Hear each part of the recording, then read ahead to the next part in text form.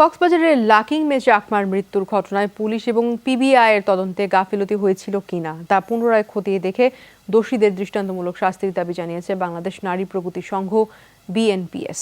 সকালে রাজধানীর মোহাম্মদপুরে সরেজমিন পরিদর্শন শেষে সংবাদ সম্মেলন করে সংগঠনটি। লাকিং মের লাশ পরিবারের কাছে হস্তান্তর করলেই হবে না, তাকে কে কারা অপহরণ করেছিল এবং ধর্মান্তরিত করা হয়েছিল কিনা তাও খতিয়ে দেখার দাবি জানান সংগঠনের নেতারা।